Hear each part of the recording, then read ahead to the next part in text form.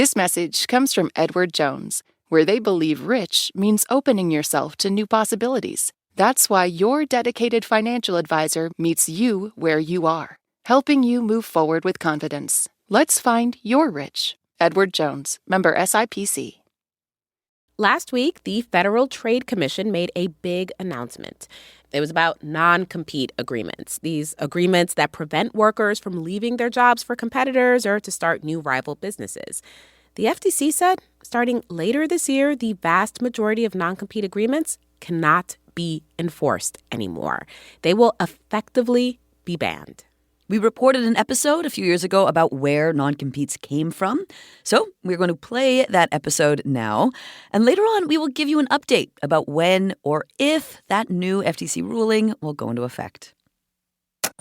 This is Planet Money from NPR.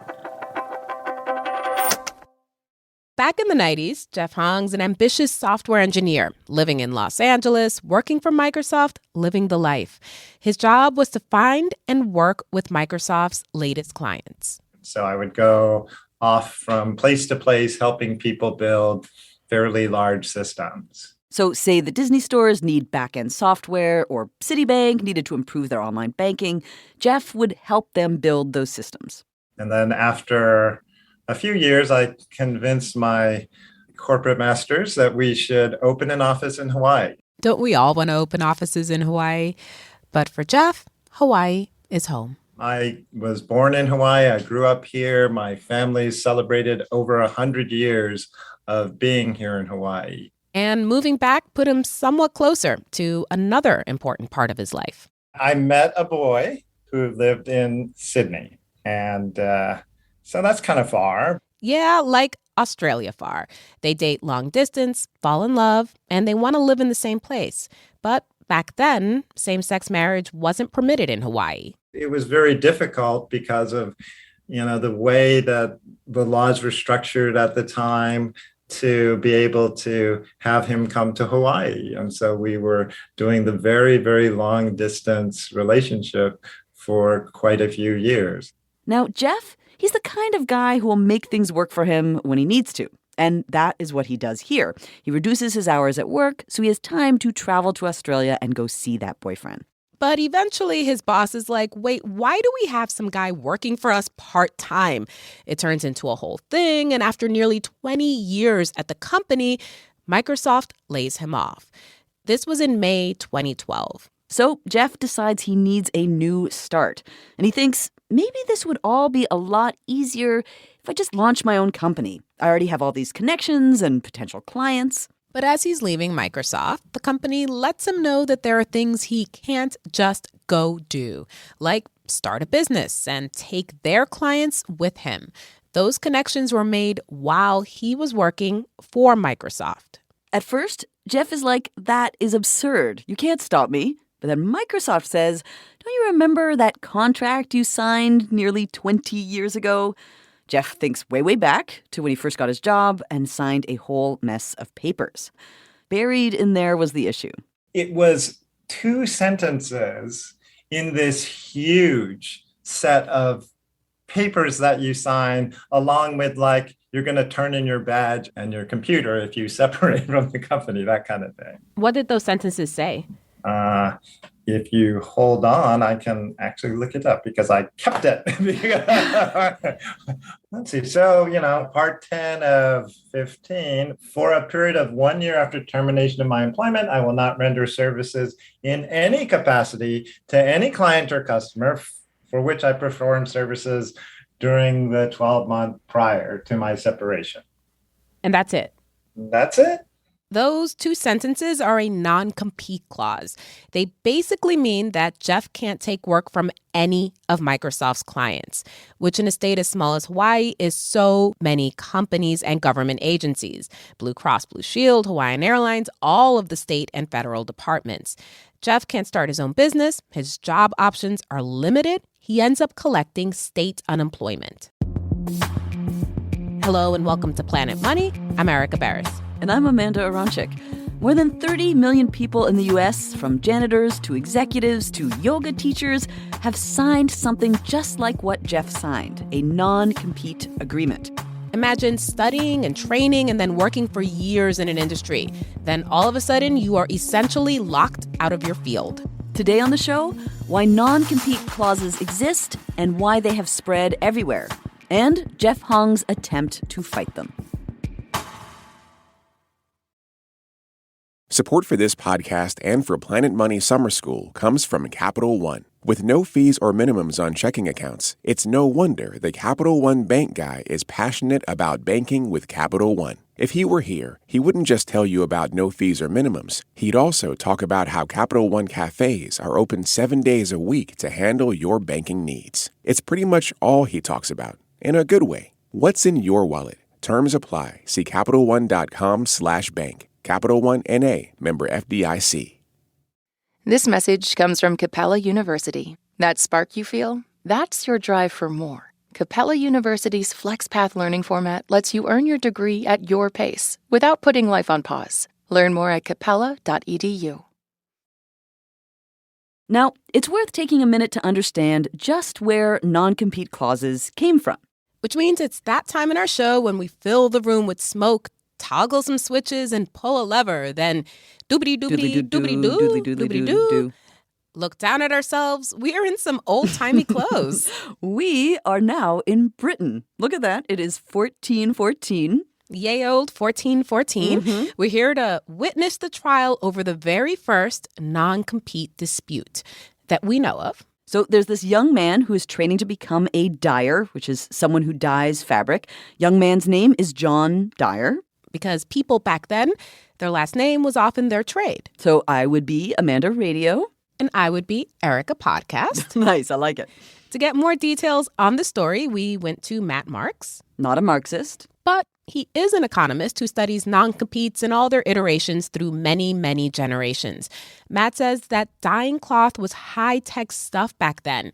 John Dyer was being let in on all the secrets of the trade. He had an agreement with his master that once he had been trained in the fine arts of clothes dyeing, he wouldn't set up his own clothes dyeing shop in the same city, that he would go somewhere else. This agreement was supposed to last for 6 months after he finished his training.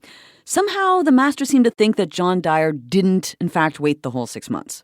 Apparently, he broke that promise, and so his master hauled him into court. And John Dyer shows up to court, and the judge is like, folks, there are bigger labor issues right now. The bubonic plague had basically wiped out about a third of the labor supply in northern England. There were not a lot of workers left. Even 70 years after the plague ended, there were still not enough people to do all of the work. And so when the master clothes dyer brought this essential non-compete lawsuit before the judge basically said, "Are you kidding me?" The judge decrees that this is not the time to put restrictions on people's ability to work. If you can work, work. So, in the good year of 1414, John Dyer, the defendant, he wins the case. And he lives out his days, dyeing fabric. We don't really know. There isn't much of a record of him.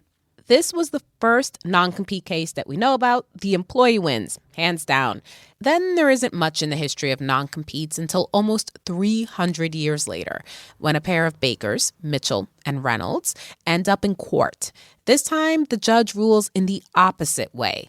The plaintiff wins the case. The other baker can't just run off with the recipes and customers and set up a bakery across the street.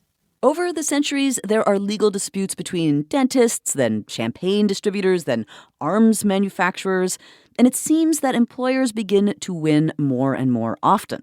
The employer's argument is basically, we invest all of these resources in you, our loyal employee. You've benefited from our training and institutional knowledge, learned all our secrets, and now you're going to take all of that and start your own business or go to my competitor?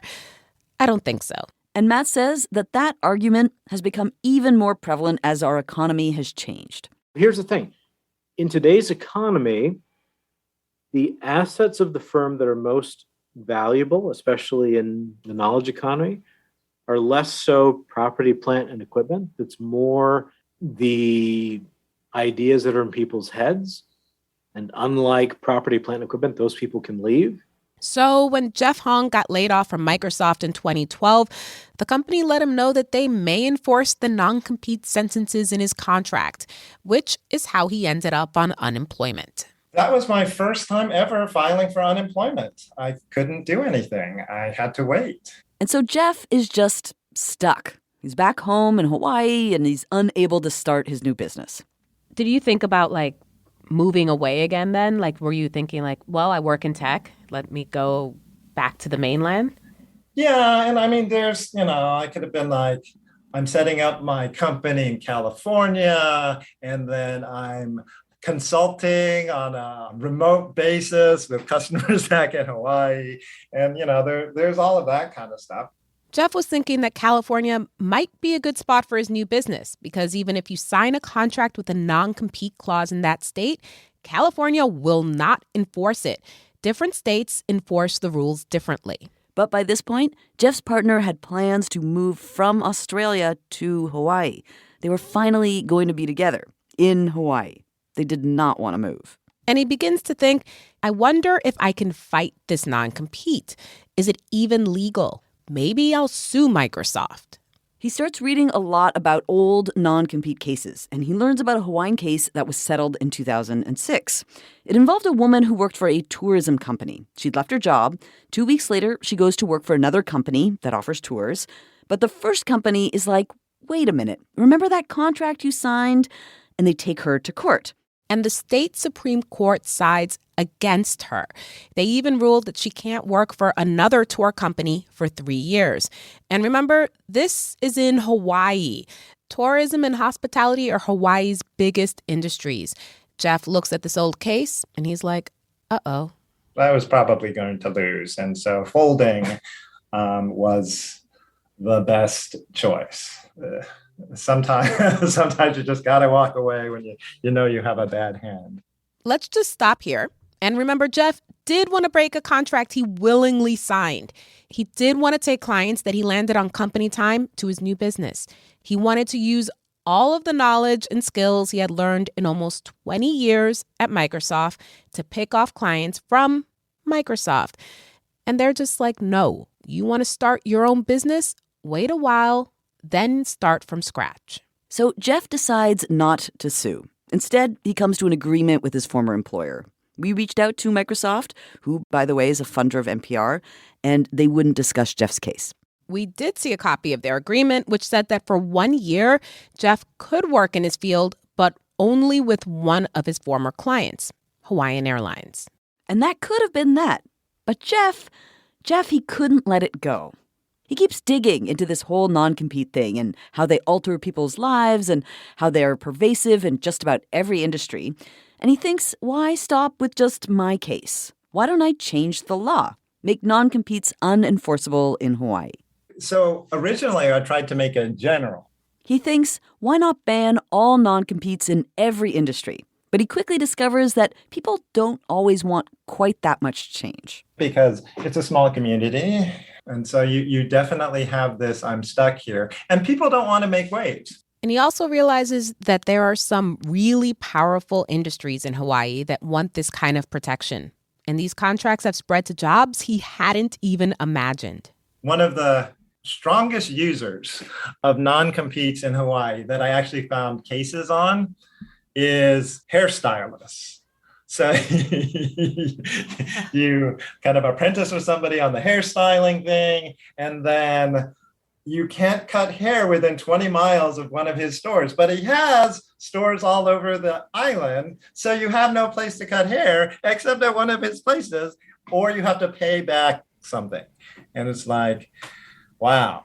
There was resistance to Jeff's ideas across lots of industries, big businesses and small. So he thinks for his bill to pass, it just can't include everyone. You realize you're in a lifeboat. Okay, so now that you're in a lifeboat, you're like, well, I guess I can be in the lifeboat. Who else can I add?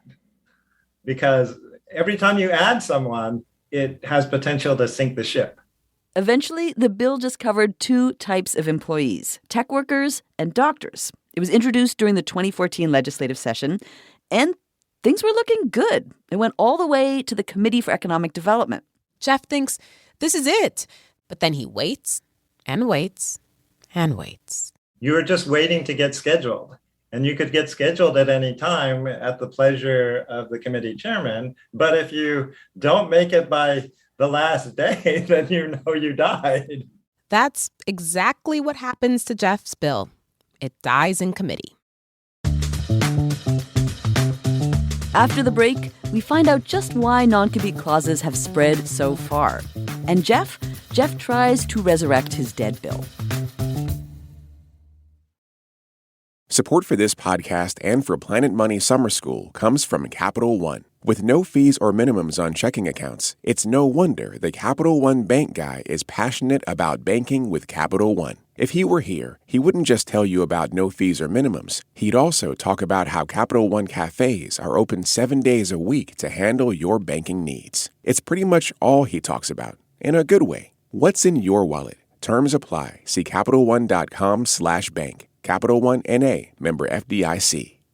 This message comes from Ethos. It's easy to put off getting life insurance until something unexpected happens. That makes you realize your family needs you covered. Ethos makes it easy. It's 100% online. No medical exam, just a few health questions. Apply in minutes and get same-day coverage up to $3 million. Get your free quote today at ethos.com/money. That's ethos.com/money. Application times and rates may vary. Support for this podcast and the following message come from Vanguard. Every day, shareholders meet to discuss important matters about the companies you invest in. Now you can make your voice heard too. Vanguard Investor Choice makes it easy to set your proxy voting preference for your eligible Vanguard index funds. Visit Vanguard.com/investor choice to learn more. Vanguard investors own shares of their index funds, and those funds own shares of the companies they invest in. Vanguard Marketing Corporation, distributor. Hey, Adrian Ma here. Millions of Americans are behind on saving for retirement and face the possibility of working longer. In our latest bonus episode, it's my extended conversation with economist Teresa Ghilarducci, who's written a new book on retirement in the U.S. We talk about where the current system falls short and policy ideas she says could help workers struggling to retire. You can check that out if you're a Planet Money Plus listener. If that's you, thanks. And if it's not, it could be. You get bonus content, sponsor-free listening, and support the work of NPR. Just go to plus.npr.org.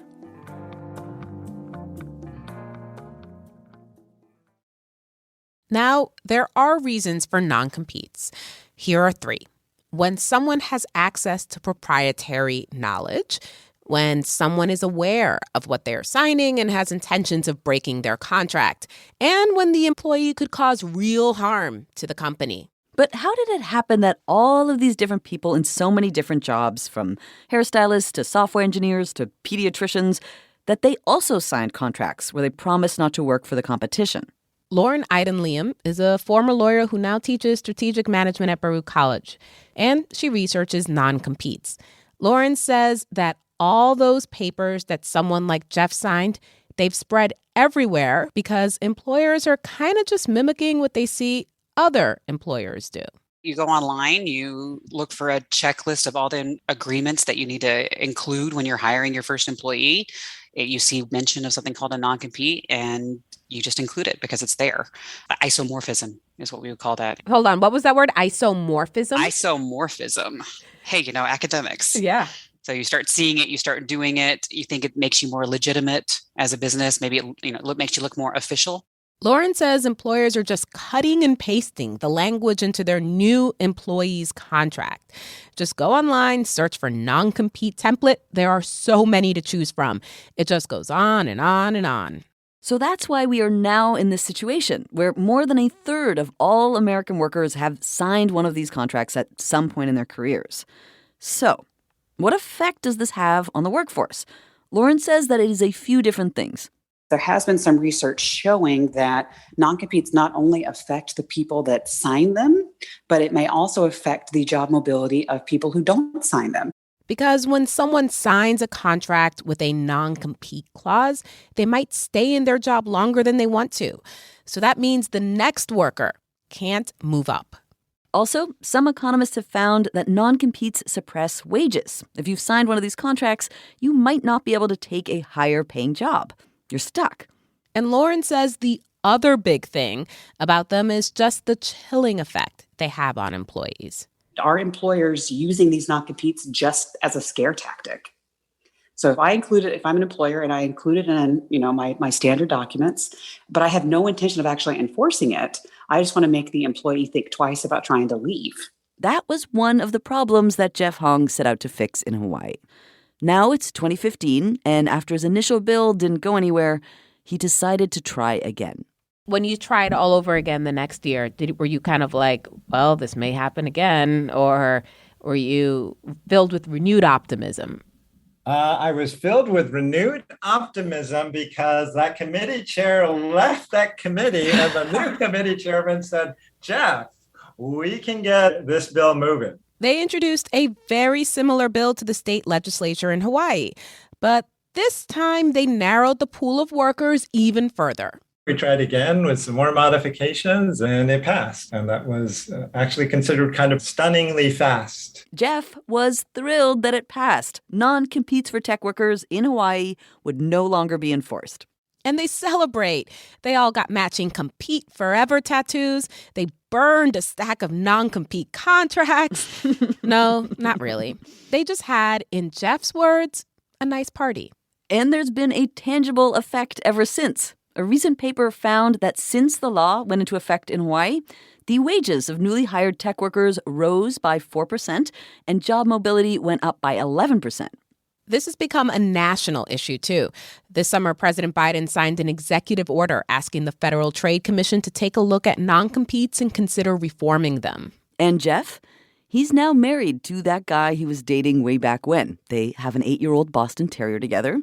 And he started that company. Still has Hawaiian Airlines as a client, and he's even grown his business. There are now 6 employees. And of course, Jeff, he didn't ask any of them to sign a non-compete contract.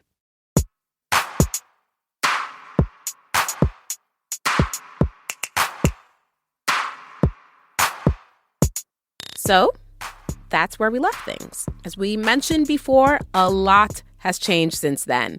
Last week, the Federal Trade Commission issued a ruling. It said later this year, for most workers, non-competes will no longer be enforceable. Now, there are some exceptions, like if you're a senior executive type with policy-making authority and you make above a certain salary threshold and you signed a non-compete before this ruling goes into effect, then your non-compete still applies. Also, if you own a company and you sell that company to somebody else, if you signed a non-compete when that sale happened, that also still counts. But for most people, under this new ruling, no more non-competes. And businesses have to notify their employees about this. Fun fact about the FTC ruling, it actually pointed to what happened in Hawaii as part of its rationale for getting rid of non-competes. They cited studies about Hawaii's non-compete ban for tech workers, which found that after the ban, there were more startups, more job mobility, and higher wages for tech workers. We checked in with Jeff again. Well, it's so exciting to know that, your tiny little aspect of petitioning your government fits in the mosaic of lots of people wanting to do this, and that you can make your contribution into the national discussion by some tiny little piece of public policy here in Hawaii. So that makes you happy, and it gives you that hope, right? That we can all participate and make a change. The story, though, it does not necessarily end there. The day after the ruling came out, the Chamber of Commerce and a number of business groups sued the FTC.